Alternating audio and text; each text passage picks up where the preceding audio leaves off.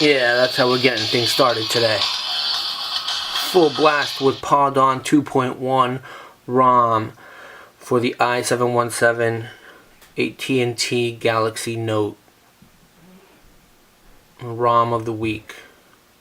Okay, I just wanted to do, this is the long-term ROM. I've been using it for about 2.5 weeks maybe since it came out. Version 2, I believe. I just wanted to show you a little bit of differences that versus like a Jellybean. You know, going with ICS is probably not the worst idea you could do. See, this is one of the slight issues with this ROM. I'm having troubles for it connecting to Wi-Fi. It should automatically connect to my home Wi-Fi. So we're going to go into system settings, go into Wi-Fi, and all I have to do, check this out. See, there's my Wi-Fi's, and all I got to do is turn it off, turn it back on, and it'll automatically connect. You know, it's kind of annoying because sometimes I walk from one place to another and I'll want to connect to maybe one of the other Wi-Fi centers around, and I have to do this, and that's really annoying because I wish it would just automatically connect. I don't know if they fixed that already. I wanted to show you. Okay, so this is ICS, even though it looks like Jellybean. I have it slightly modded because I've been using it as my daily driver, daily ROM. Okay, so here we go. Padawan 2.2. Well, it says V2, but I remember installing 2.1. It still has the blue because that's the actual theme that it comes when you install it. It's all blue. But to restore all my icons, I just used Titanium Backup, and I restored the apps, and all the colors came back.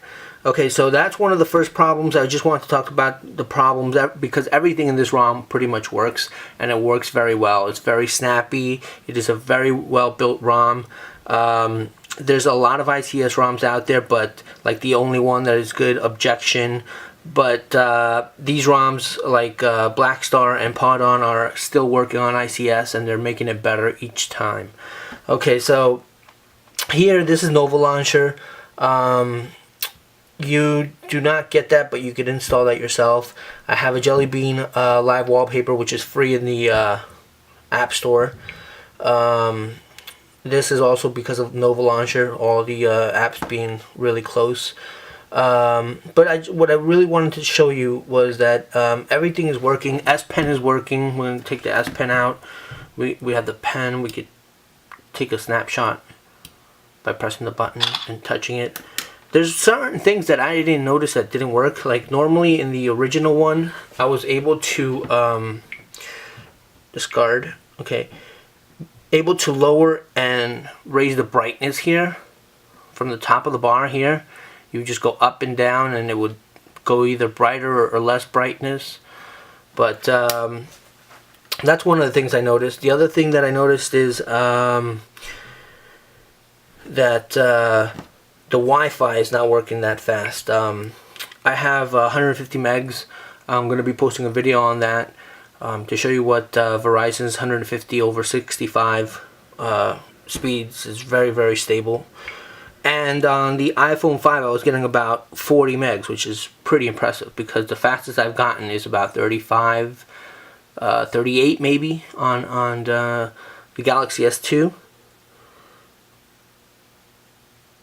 And normally on this one, I would get around 30 on the normal stock ROM.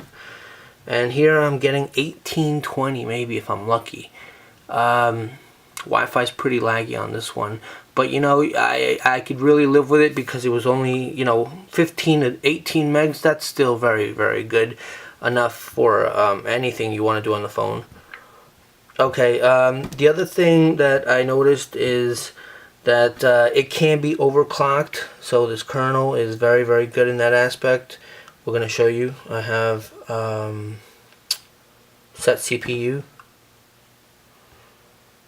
So I have it at 1836, and I've never, in other ROMs, I've had it at this speed. It got hot. It would freeze up, and I would have to go to like 1782. And this is really, really, really stable at this much. I haven't really tried 1890 because I'm kind of scared But I've actually put it there, and sometimes in other builds it would just crash when I did that. So it didn't do it. Wow, it's cool. So that's good. It's very overclockable. The weather widget isn't available for this ROM just yet. They're working on that. The other thing is that is a very stripped down version of ICS. So if you want bare bones because you want to work with like the fastest available ROM and just put the stuff you want in, then this is the ROM for you. I had to actually put in all the stuff back in, like my files and what other stuff. A lot of there's a whole list of it on the XDA developers of all the apps it doesn't bring. But one of the things it does bring is Google Now, and I'm going to show you it works perfectly. Now this is the S voice. I'm sorry. Let me go back. Google Now is this one. So you know how you normally search for Google. Here I could just go, how is, well, it's actually taking all this, so we're going to stop it. Stop. Cancel. How tall is the Eiffel Tower? Wait, no, stop. How tall is the Eiffel Tower? Eiffel Tower is 1,063 feet tall. Do you notice it's working with the maps, it's working with the voice, it's working with everything. How far am I from the Eiffel Tower?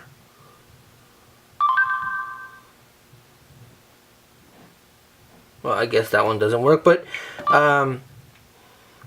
how old is Bill Clinton? Wait, let's retry that. How old is Bill Clinton? Bill Clinton is 66 years old. What's the score of the Colts game? The Colts lost to the Jets 35-9. Bad game. Okay, so you see it's working really well actually. Google Now is really impressive. Once you put the Jellybean flat background, you put the Nova launcher, you put all that stuff, this could be a really sweet ROM. And a lot of things, everything is working. The S memo, the S, all that stuff you have to put it back, just so you know. The S memo, the S memo, what's the other one? Well, most of the ROMs that all the apps that come with it, you have to put them back one by one. Another thing I did not like is the keyboard, because it only brings like the stock Android keyboard, and I like Swipe, so I put Swipe Beta, but it's not the same because Swipe Beta happens to do things like I don't know. Let's go into Facebook.